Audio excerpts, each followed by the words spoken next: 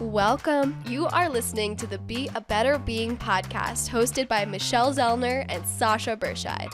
Michelle and Sasha are here to give you information and inspiration to help you live your healthiest, happiest lives. Thank you for tuning in.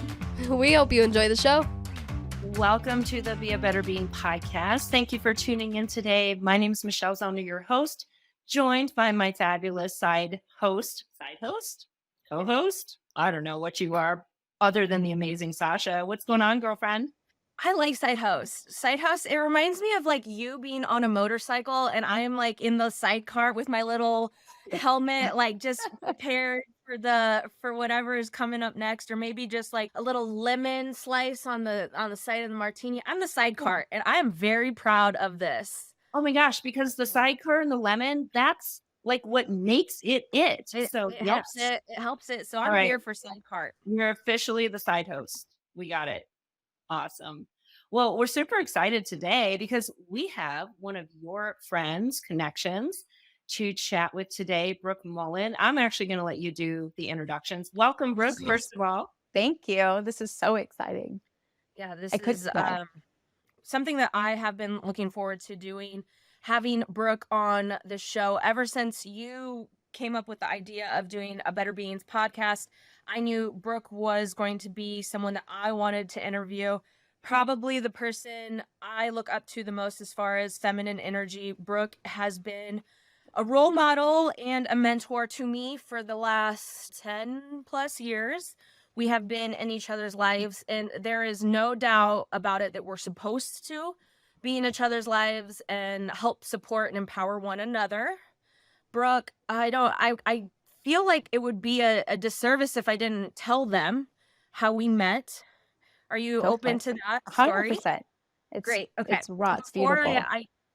Before I deep dive into the beautiful, magical, miraculous Brooke Mullen, I would love to tell you guys how the universe placed her in my life. So I was back in Omaha at the time. I was working for the Fox and Hound. I was responsible for helping with events, engagement, all that stuff. And there was a craft fair. It's like a huge craft fair at the high school, or what school was that? Do you remember? I can't even, to be honest, I can't remember, but it was like a legit craft fair. Craft fair. So I'm walking around putting my cards in the little canisters that everyone had out. Just, come eat here. Here's a free 6-piece wing or whatever I was doing at the time, promotion wise. All of a sudden, I hear, and Brooke's in the gymnasium, all of a sudden I hear, "That's my purse! That's my purse! You had my purse!" And I'm like, what is going on? Like, is this woman chanting, yelling, screaming at me? Like, is she, flagging me down? And she, looked at me, and yes, she's coming after me, so I stop, and she's standing there. She goes, "That's my purse!" And I go, "Oh, no. I hate to tell you this, but this is my purse. It's on my shoulder. Clearly this is me. This is mine." And she said, no, that's my purse. I designed that purse. Look at the inside of that purse. Does it say Sapahn? And I looked at it. Well, I looked at her in disbelief, because she's just, the energy radiating off of this woman was something unlike I had ever had to digest. And I looked at the tag and it says Sapahn, and I look up, and then all of a sudden I see her booth and all of these beautiful leathered goods and all of these beautiful different silver pieces of jewelry. And I go, "Oh my gosh, this is your purse." She goes, "Yes, I designed it. I am, the owner, and I created Sapahn. How did you get this purse? How did you?" And long story short, Brooke's mother-in-law works with my mother, and my mother had purchased a book or a bag from Brooke's mother-in-law to give me to just help support a friend's daughter-in-law. And the universe put us together, and ever since then, I have probably been Sapahn's top 5 fans. And I've been there to help whatever Brooke has needed from me at whatever time. I will do it. Whatever Brooke says. And it's funny because I now in this day and age, 10 years later, I always think to myself, well, if that person or those things don't have Brooke's blessings, then I'm gonna. So I have Brooke on a pedestal. Brooke is the feminine energy that has helped guide me. She's helped awaken me, help me with inclusion and diversity, and she's just helped culture me and my soul. And so I'm so excited, Brooke, to have you. And if you don't mind, let's like completely rewind and like start from scratch. You are from Lincoln, Nebraska. and you went to Uh-huh. school. So actually, like until I was in 6th grade, my family moved my parents were really young when they had my brothers and I. So like every year up until 6th grade, we moved to a different city, a different town, a different school, whatnot, which I thrived and I loved it because I loved change and like I got to meet new friends. And until the 6th grade, we moved to Lincoln. So we've been in Lincoln since 6th grade.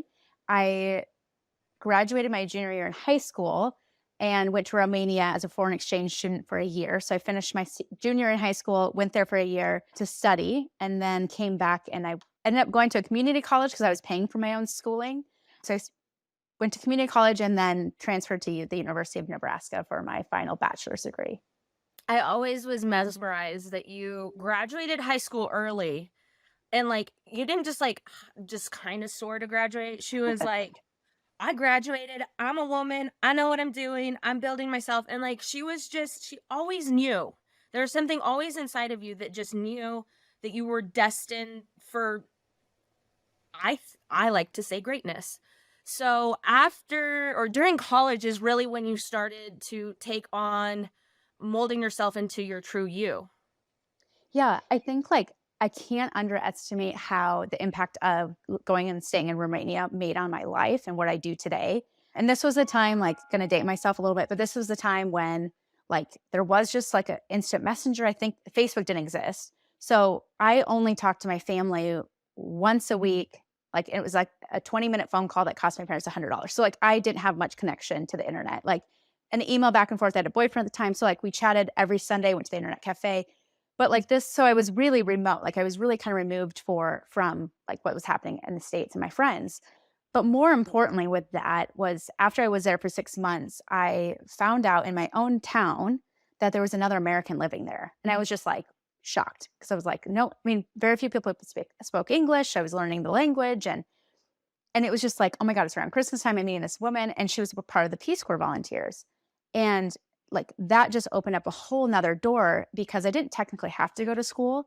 So for the other remaining 6 months that I was there, I got to like become best friends with her. Like she took me under her wing and she was in charge. Like they do a lot of obviously connection with nonprofits and like localization and development projects. And so like what I was doing with her was working with the orphanages and like raising money to help like, with Christmas. And then also like I got to travel all over Romania, going to all the different Peace Corps volunteers like sites.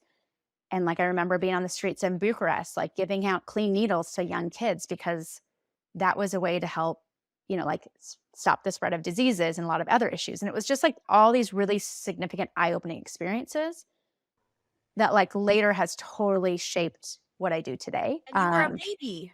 I was a baby, like I was 16, 17 years old. I would have not allowed that to be, for anyone to tell me different at the time. But yeah, I was really young and yeah. So I have a question. Romania is a little bit of a unique destination, right? When you think about an exchange student. So is that in your heritage? How did No. that? Okay, tell us about that.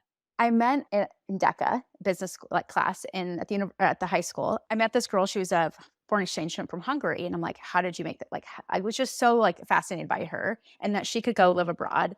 And so I was trying to figure out like logistically how to do it. My parents like, we can't afford that. That's like not going to happen. And so I started like doing all this research and I started emailing people. One person I emailed was Rotary Club in Lincoln. And I think it was District 14. They responded right back and they were like, hey, actually, they called me. It was a Tuesday. They're like, we would actually like to come.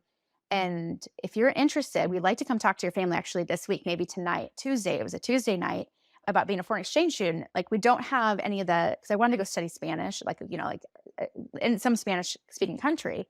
And they're like, so our options are Romania or Hungary because it has to be. And I was like, great. And they're like, it won't cost you anything. We cover the scholarship. You just pay for your flight.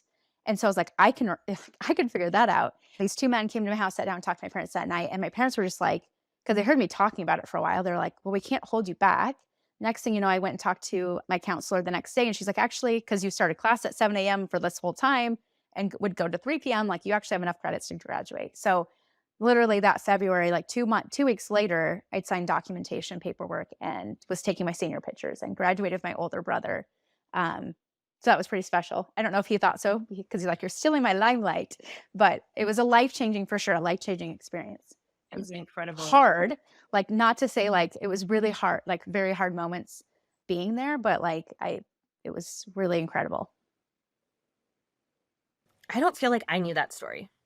Actually, I know I didn't know that story. Yeah. I'm not even gonna pretend that I knew that story because I didn't know That's that story. okay. That just made me like have little heart eyes for you even more. Because I'm Yeah. like, okay, of course you did. Of course you did all this stuff when you were a baby, when you were 15, 16 years old. Okay, so you come back from this eye-opening experience. You go to the University of Nebraska and you start to study business, or was Yeah. it human rights, or was it a mixture of both? Yeah, so I did like 2 years in community college, and then in the meantime, I transferred over to the university for the last 2 years. And really, I think I actually went to the university a semester because I studied abroad again. Like, I don't know, the advice people gave me early on, like, was like, I wish I would have traveled younger. I wish I would have traveled more when I was younger. I'm like, oh my God, like, I'm going to make that happen. That was one thing. Advice. Second thing was, I wish like I would spend more money on experiences rather than material. So like that's always kind of stayed in my head. But I realized like traveling just lit me on fire in a different way. Like I changed the trajectory completely of my life because I traveled. And like I said, my parents never been abroad. Like we've only been on a plane once. Like my family doesn't come, they're not international, they're not international people by any means. So being at the university, I studied abroad in Spain for a semester. And so when I was there, I, got to travel a ton there. And then I came back, and that summer or the summer before, there was a really cool program at the university called the Pan-Pacific Tour. And I was studying international studies was my major and business was my minor. So it allowed me for 3 weeks to go to Japan, Korea, and China. And it was this incredible 3-week trip with a bunch of other underground grad students. And it was life-changing and some of the best friends I have still to this date. So it was just interesting, again, seeing internationally how business is done. And we learned about a lot of small businesses. So that kind of got me going. And funny enough, there's a group of us, we're like, where do we want to go next? We're like, let's go to Thailand. So after it was that summer, it was Spain, that summer was Asia. And then that year was Spain. And then I went to Thailand for 2 or 3 weeks. So I'd kind of as a vacation, my parents were like, you're missing Christmas. And I was like, yes. We're going, so they supported that kind of crazy. They supported it, I guess. They're like, well, do what you want, but please don't miss very many more Christmases because that's hard. Since then, how many Christmases have you missed? Not too many. It's actually, yes, because of Sapahn though. I would fly back and we can kind of get there, but that's a reason why I haven't really missed too many. That's amazing. Yeah. So when you were in Thailand that first time, did you know that was going to be your sacred ground? No, but it was just something that from a lot of the places I've traveled, it was just something very magical and comforting. And there was something very, very amazing about it. That's all I can say. It was awesome. And so, yeah. Okay. So then we fast forward to where I really want people to understand the magic between Brooke and Matt and Yeah. Sapahn and because I just got goosebumps. That is where it's you're changing the world. The two of you, and then yes. Michelle. I want a little more filler story. So you're in college, international business. What was your plan? You're going to get an international business degree, and then you're going to do what in Brooke's life? At the time I loved working. So when I was young, I was like, when's the first time I can get a job? And I remember my friends laugh at me because I was detasseling corn and I started doing just in working was gave me energy, and I loved earning my own money and just loved learning. So I was the person who was excited and eager to finish school so I could work. And at the time, Before I left for Romania, so when I was in high school, I got an amazing job at a local company. They did international HR, basically, like a lot behavioral interviews. So I started working there. They hired me on pretty young, very young. And then I got trained on how to do like probably 7 or 8 interviews. So I would interview and score people and, within the HR realm. And I loved that. I love like studying human behavior and like how to put people in positions that align with their talents and strengths. And so I thought I was going to do that. This like after college, I was going to go and like help build, whatever. And then it hit me. It was like, this isn't right. And so I stepped away from that opportunity. But in the meantime, what Sasha's mentioning is my husband, Matt, who it's just, I was the person who was like, I'm not going to get married until I'm 30. Like, I'm going to go travel the world, like, don't get in my way type thing. But I had a few pivotal moments in my life that like left, was some reason why I left my job. And like, I needed to step back and I had to deal with some trauma. And it was amazing. Like, I'd been best friends with Matt. I've known him since I was like middle school. And he was like always like my best guy friend that I could, go to and, as a confidant. But he was always in the friend zone. And so fast forward, like I have some of these traumatic experiences over a few years, and it's just kind of coming to fruition. And he's the person who's right there. He was in actually the Air Force Academy, who's going to go into more training. And he had a pivotal moment where he could get out. And it's like, someday we'll be able to tell like the real full story, but it just happened in this beautiful way where he was like, because we went on a trip, he came to Spain with me just because he'd never been to overseas. And I'm big about trying to get people to do things and travel and like go beyond what they think they can do. And so he came to Spain with me.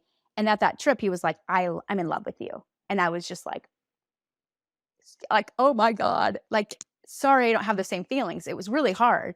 So anyway, so like that's kind of, then fast forward like a year, we were graduating college and we start dating, get engaged and get married in a year, like, and moved to Thailand. So like, I knew him so well. I just like, I didn't know how much like actually like he was my person.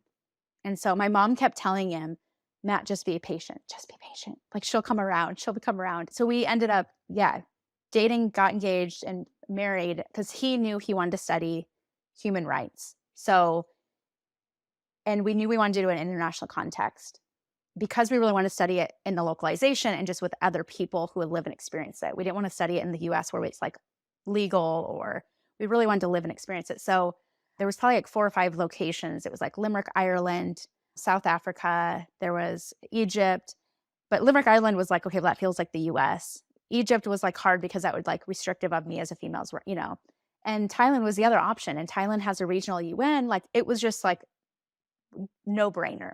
So in 2008, yep. And May, we got married in April. In May, we moved to Thailand. It was supposed to be just for a year to do his master's in human rights. And then we ended up staying a decade. So. Wow. I'm trying to shorten it, but. That is just like, I think Sasha said it up perfectly. It is magical and beautiful. And I mean, clearly so much has come from that, right? I think one message I just want to highlight is that you go into college thinking you're going to do something, and life turns out nothing like you anticipated. So for anybody who is worried about, I'm supposed to know exactly what I should do, and I better pick the right thing. What if I pick the wrong thing? There is no wrong thing. Whatever you choose is what you are supposed to choose. Life is going to work itself out. Totally. And I think you're so right, Michelle. Like the more, and it gives me goosebumps too, like you don't have to have it all planned today. And you don't also, I think what gets in people's way is like, well, what am I going to do with that? And it's like, if you love it, if you feel energized by it, go do that, because it's part of the pathway that you're, it's also, I think if you continue to do that, it's like you're living more your authentic self. You're not doing things for other people, as much as you can channel that in for yourself. I think at the end of the day, you become like more fulfilled because it's like, oh, this is me. Absolutely. I mean, we're talking so much about burnout these days, right? And Sasha and I talk about this all the time. Totally. Is when you are doing things that are out of alignment with who you are, you're going to burn out. 100%. And so we can avoid that by, yes, following our authentic selves. And in the perfect scenario, we're going to be able to support ourselves doing that as well, because Hmm. that is still part of being a responsible human, right? In Yeah. society is doing things that serve you, serve others, that you can go live a fulfilled life, but also that social responsibility of being able to take care of yourself, or, being able to take care of your needs. Totally. Yeah, I love it.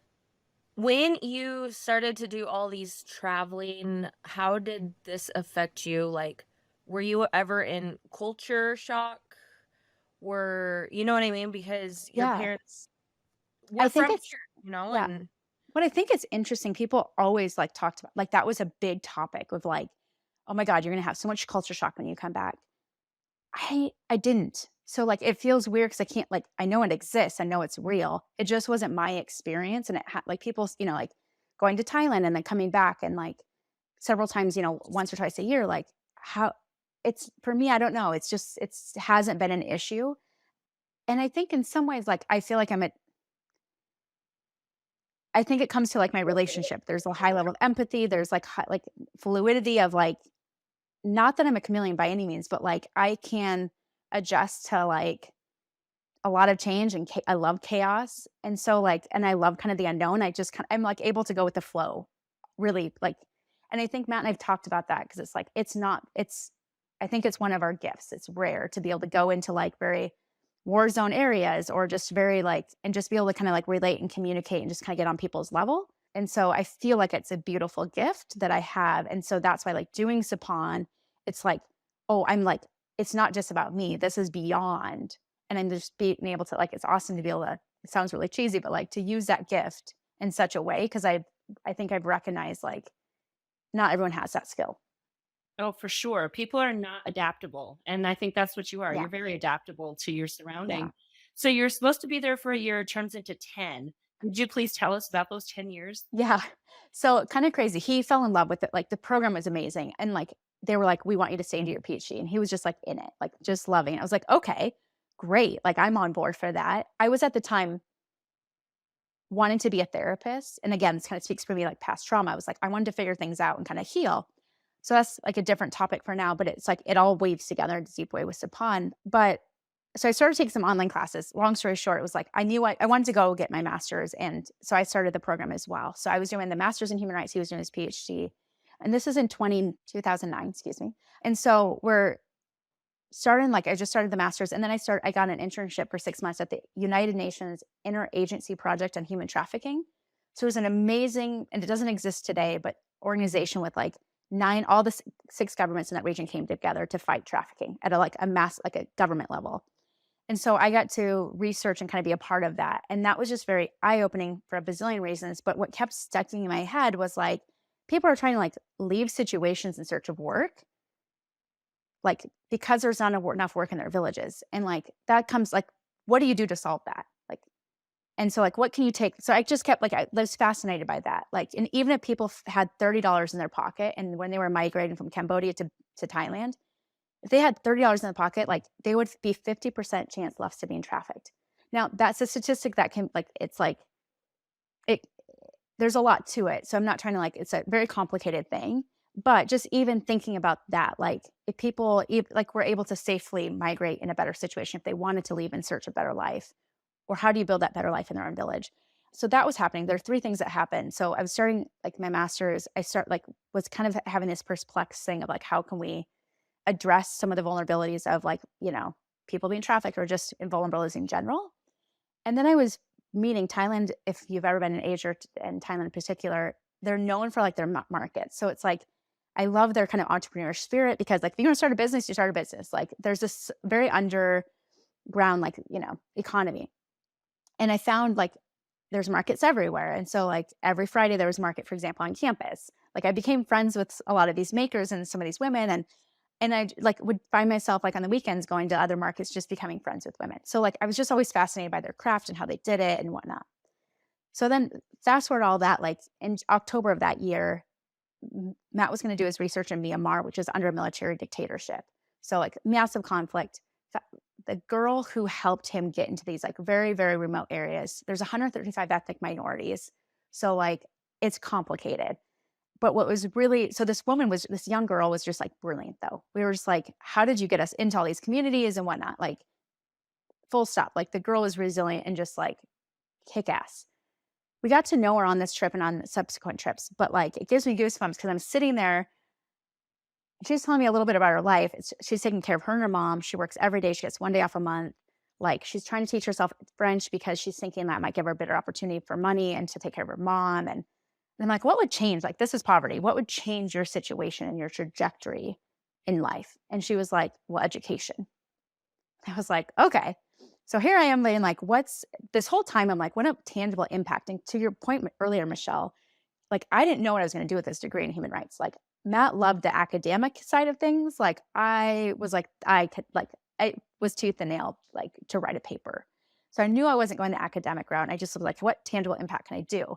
And so here I am looking at this girl going like, she's like, education would totally change my life. And I'm like, okay. I was like, I think. So I said, if we could figure out some money, would you come to school at the next start of like the semester or the next start of the year, which was like in May?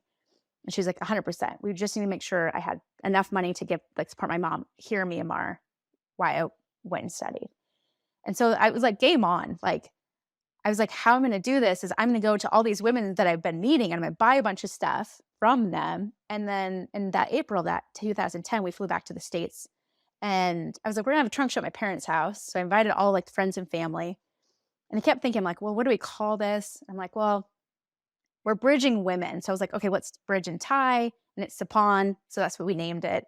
So everyone came to my parents' house. We sold everything. We had like $1,000 plus to give as a scholarship. And I was like, and people kept asking like, what are you doing? Like, is there more of this? And I'm like, well, I don't really know. Like, there's no really big plan here, but it just lit me on fire. And I was like, we have this money, like we can get her. It doesn't pay for everything, but we can figure this out. And so while that month we were in the States, we met with, I don't know what you do when you start a business like 10 years ago. Now there's a lot of resources, but we went and met with an attorney and they were like, here's your documentation. And a month later, she came to school and came to study with us in Thailand. So that's like how it all kind of started. That was like the foundation of the reason why. So it's, of course, evolved really quickly from that. A month after she got there, we found out she didn't get the other half of the scholarship. So like she was completely on our dime. There was like, we weren't getting funding from our parents. It was like, it was not the like naiveness and like was not the best decision. Like we were 24 and it was like, that was not probably responsible, but we found it was motivation to find a way to make it all work. And so it took me 3 years to write my thesis because I was so in love with what I was doing. Yeah. What my favorite thing is about all of this is I remember at one point in time you would tell me that you would watch these women and it would break your heart. It would be like a 24-hour day process to wake up, get their family ready for the day, travel X amount of time in whatever between walking and bus public transportation to go work at a sweatshop and then have to take the 3-hour transportation back to and you were like, this is not preserving humans. Like this is not, but yet here are these women who have this craft, who have been passed something down to them generation after generation. And so you were like, how do I preserve this? How can I take what they're already really good on doing and capitalize this? And I have never met any individual in my entire life that is like you. I just call it naive at 24 or call it bold and a miracle. Like I don't know what else to call it, Brooke, but you motivate me. And like your story, every time it just brings me to tears because it's like the definition of a woman finding whatever it is that she needs to find to empower another woman. Mm-hmm. And you're 24 years old. You're a baby. You were a baby. But I did not think I was a baby. I was very. I know. I mean, no, I know, but it's so funny to think of that. Like, but you know, I appreciate. I personally didn't grow up until I was 26. That's when I got sober, right? So like, you were already like taking names, like you were doing all this stuff at the age of 24, and I have been so fortunate to just have met you at the very beginning of Beautiful. this journey, very beginning to be able to watch and same for you being able to watch me transform 100%. into the butterfly that I am. And so helping one another and just knowing that every single thing that you do, Brooke, and every day when you wake up, you are making a change in this world. And I'm so thankful for that. Well, yes, thank you. And it's, it's a lot. Yes, I tried to do like, I think also it's driven by like, there's so much wrong. Like, I guess what's frustrating to me, and I think what I saw in Romania and what I've seen in Thailand, I mean, like, it's just like people getting exploited for their own vulnerabilities. And like, that's like injustice. And I can't sleep at night and stay with my husband to like let that go. And of course, like it's a lot to take on. And it's not that I know it's not by myself, but I'm just like, this is a small way every day I can make an impact. It's small. It's like, it's meaningful. And I think that's why it was so powerful is like human rights is that framework. And that's why building a whole business around business and human rights, like it's the future for business. And only like, and so it's interesting because I didn't start a fashion business. Like I'm not like, didn't start to become a designer. It was all this other stuff, but it was like human rights is what it is. And our vehicle is the fashion industry. Cause like, if we can change how business is done within fashion, like fashion is so exploitive. It's like, and part of it, why is it so exploitive? It's because it's removed. It's like, oh, it happens over there and people don't realize, right? So when you know better, you do better. And if I can give that, like, and show that to people, then like, it's just raising the standards. And I remember this was a time when a lot of fashion brands were getting exposed, and just brands in general, getting exposed for their like exploitative practices that were happening overseas. And I remember the response from a lot of these brands were saying like, well, we can't be responsible for all that. That's like, and I kept thinking like, this is crazy because like, if I can go find the woman who makes X, I'm one person, like you sure can go figure this out. Like, and so in some ways it was kind of on this like fun journey and quest to be like, I want to create a bag that sits on the shelf next to the brands, and like the quality and the design and everything is there, but like but there's like this beautiful impact that's wrapped around. So you're not sacrificing anything as a customer. Like you're just getting 10x because it's making such a beautiful impact and people are held accountable within the supply chain of what things happen. And so that was kind of always the dream. I'm like, if the bags sat next to each other, like you wouldn't know it, but you'd be like, I want to choose this one because like it does something, And I think so many customers and women feel that way, right? This like, I want to do better. And like you said, I want to wake up every day and make a difference. And like that seems also like so crazy and so big. So I think like I get overwhelmed early on with that because I was like, it's not perfect. So my fear was like, I don't want to get any PR until like I figure this all out. So it's been 12 years now and I'm still like afraid of like somebody, right? Because I'm like 7 years ago, they were like, I kept thinking, I'm like, I can't, if I get like somebody like covers our story and like, they're going to ask me like, who have you figured out who does your leather? And I wouldn't know because like, I've been trying to start like in Thailand, trying to figure out like, who's our tannery. And it took me 7 years to trace the people behind who does our beautiful tannery work. It's like an amazing, and I've tested so many leathers. So like, it's a beautiful gift and a craft. And finally, a few years before I moved back to the States, our artisans were like, we're going to figure it out and we're going to take you there. And so I got to go and have these like amazing conversations with our tannery. Like it was just like, but it took a lot of like due diligence, persistence, and like, but again, I also say like, I've also held back some like, it's not perfect. And has stood in the way. So I'm trying to like get over those things of like, and with this last year, we came up with this saying of carry forward, that it's like every day, like you don't have to be perfect today. It's your intention. It's the day, like, and we have it on the website. It's more eloquently stated, but the sentiment is like every day, let's take that step forward and you don't have to be perfect. And it's just this whole pursuit. And I think it's like also this whole pursuit of like, you'll never reach that mountain, but it's this whole pursuit and this journey, which is beautiful, that you're always growing and getting better. And you're always kind of like, it's the beauty in the journey. It's like, you're not, and you know this, like, it's not hitting the pinnacle, the top. It's like, it's because it's always going to be, there's always something more. It's about the journey and who you take with you on the journey. Totally. versus, you know, Totally.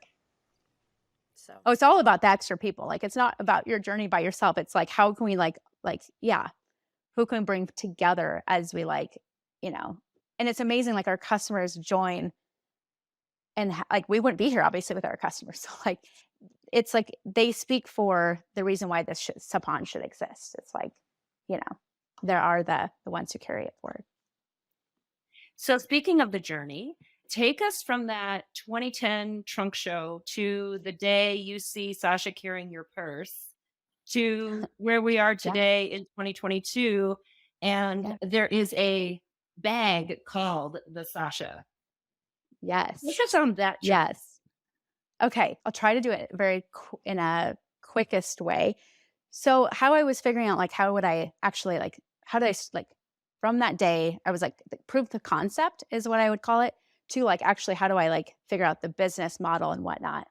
Um, the model was like, for the, the 6 months, 9 months I was in Thailand, I would go meet all these communities, travel to their village, because they'd be like, well, I don't make silk here. It's like 6 hours from Bangkok. And so I started going to all these different communities, meeting these women, because I really wanted to know not only how they make it, but I wanted to know, like, what were the conditions? What are their dreams? Like, how do they operate? What's like, so then I could figure out a way. And that's kind of a human rights based approach. So it's like human rights are baked into everything we do in our business model. But that's how I was executing. So I'd travel to the communities. They would say, Brooke, I know like another village 10 miles from here that does X, Y, and Z, or 10K. So I made all these massive connections all over Thailand. At one point, I was designing 9 product lines in 9 villages that would take me 2,500 miles just to get to them to meet one-on-one. And I'd do that trip a few times a year. And then I would get everything and ship it back in like September, October. And then I would do art fairs or craft fairs, because that's all that existed then, or pop-up trunk shows at people's houses.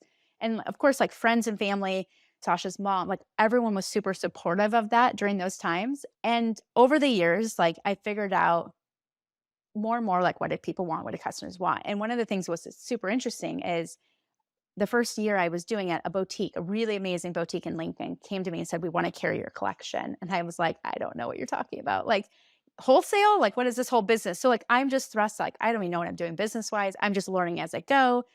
And she's been an amazing mentor. Her name is Jory, and she owns Patino, and it's a beautiful, amazing store. And we've been with her since day one. So hats off to her. She helped guide that. But then I started I didn't know anything about the retail industry, never worked retail. So I'm like, I got to know this to actually also figure out how I'm going to grow this business.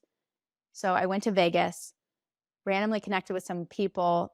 Next thing I know, I'm in LA, and this guy is like taking me around, showing me like the fashion industry, like showrooms, other brand designers I met, like just gave me the whole crutch. And what I was seeing in Vegas, for example, when I was there, was like all these things. I'm like, oh, that's made in Thailand.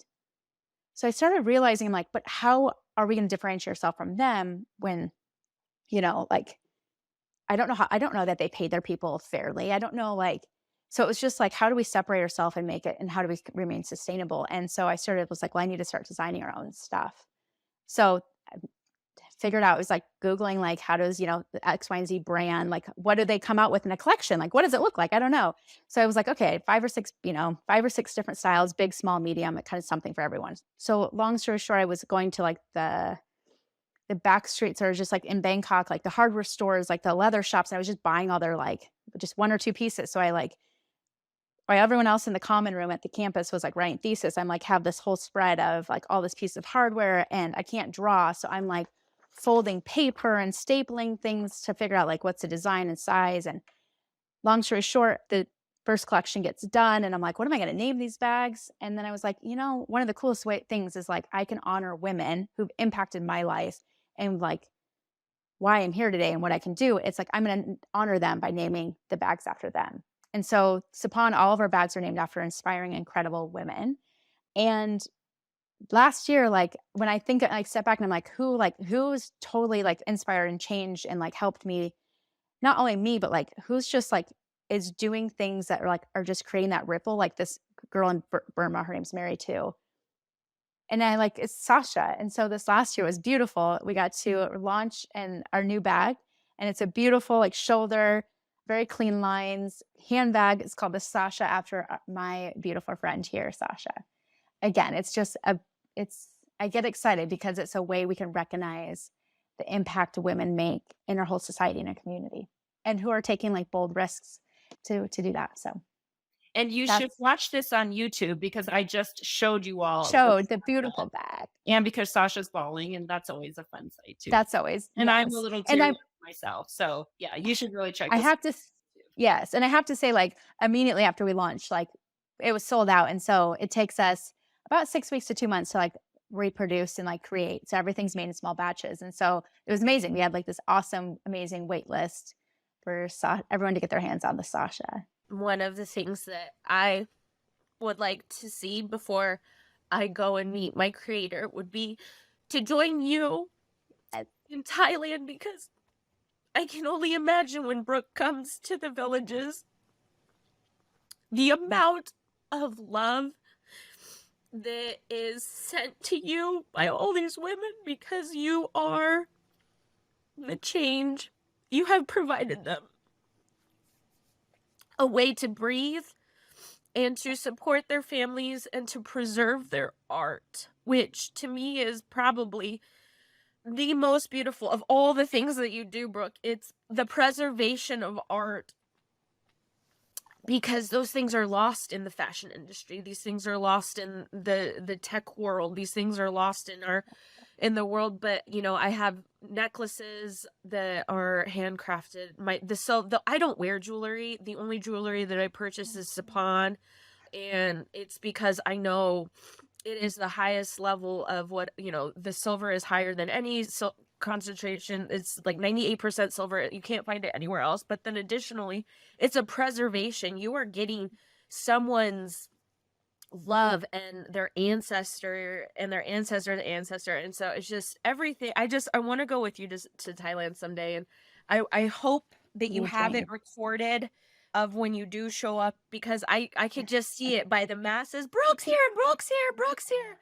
And you're just a magical, magical human. I cannot believe that I get to do life with you. And it was all because of this bag that you created and these bags that you're creating. And wow, you are amazing, friend. And I'm just so, so honored and privileged and thankful for you and all that you have poured into me and all that you pour on into everyone else. And you're a very selfless and a kind, and you are seriously the definition of a better being.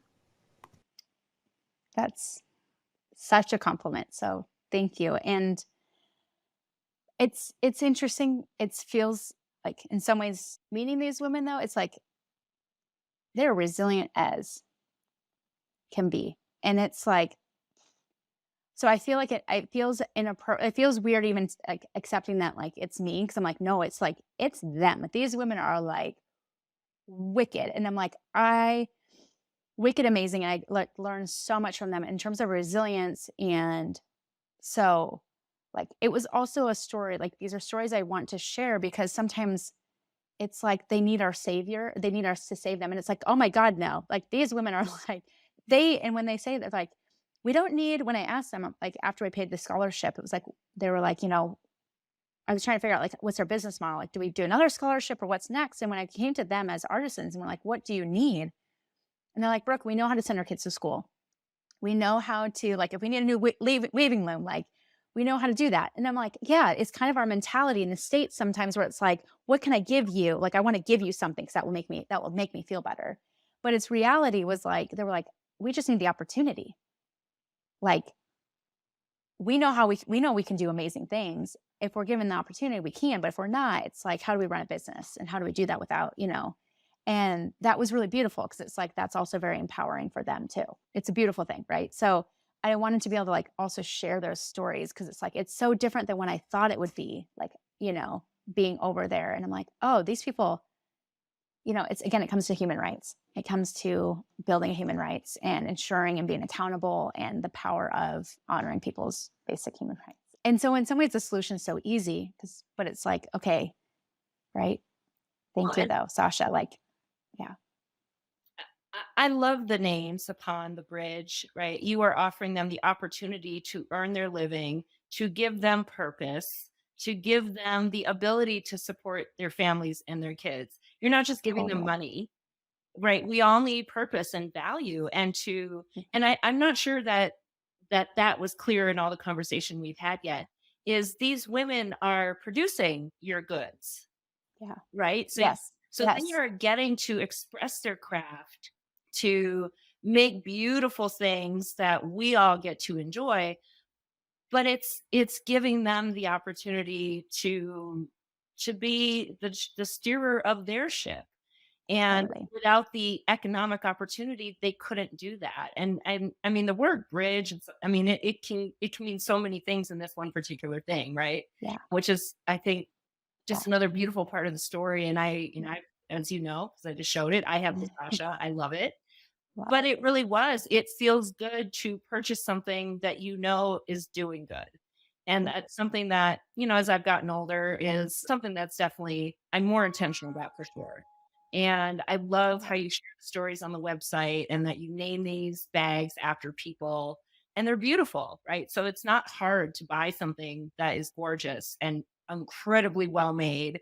And you're going to be supporting and empowering other people as well.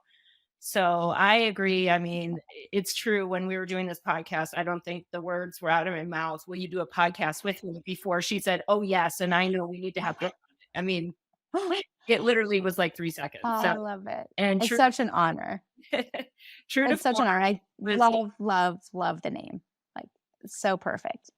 Well, it has been delightful to hear the rest of your story and having you Gosh. on. Is there anything that we haven't covered that you want to make sure the listeners know? We'll put all your contact info in the show Sure. notes, Yeah. where to access. But what's coming up? What's Absolutely. next? So a few things. So we opened our flagship store in Lincoln, Nebraska after we've celebrated 12 years of business. So we've have this flagship store. So if you're ever in Lincoln, Nebraska, come see us. We have a beautiful store. Of course, like you can shop online and engage with us. I love Q&A. I love people DMing us and asking us questions. So social media is there. This year or this next September, we're going to be in New York. So we do wholesale. So we do sell our collection in lots of different boutiques nationwide, which is awesome because the more we can sell, obviously, the more orders and impact, and which is beautiful.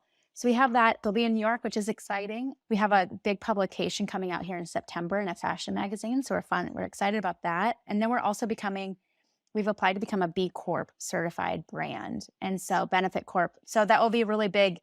And it's, in some ways, it's just kind of puts the official stamp for a lot of people on that, like all the good that we do. So it's going to be exciting. So those are some of the things. We're excited for the holidays. If you are thinking about gifting, we would love to be considered in your special moments. So thank you for this opportunity. This was lovely to talk with both of you. And thank you for all what you guys do in spreading this beautiful, your beautiful courage and stories with all women. So it's amazing. Well, thank you for sharing time with us, Sasha. I'm going to let you wrap us up officially today. Yeah. So the one thing that stuck out to me the most out of all the conversation is something that Brooke just implemented this last year. It's something that, especially right now in my journey, I love having the reminder stamped in. It's just carry forward, man. Yeah. Do what you have to do today to make yourself you. Drink your water, practice your attitude of gratitude, and just carry forward. Just try your best to be the better being that you were made to be, and just be you. No one else can be you, you guys. Just be you and carry forward. Beautiful. Thank you both again. And thank you everybody for listening. And I don't know, just do what Sasha says. Just carry forward. Be a better being. Thank you for listening to the Be a Better Being podcast. Michelle and Sasha hope that what you heard today inspires you to embrace this journey of life with an open mind, a kind heart, and a willingness to learn and evolve. If you enjoyed the content, please help spread their message by subscribing, sharing, and leaving a 5-star review. If you have a show topic idea or would like to be a guest, please visit betterbeings.net and fill out a contact form. Until next time, go and be a better being.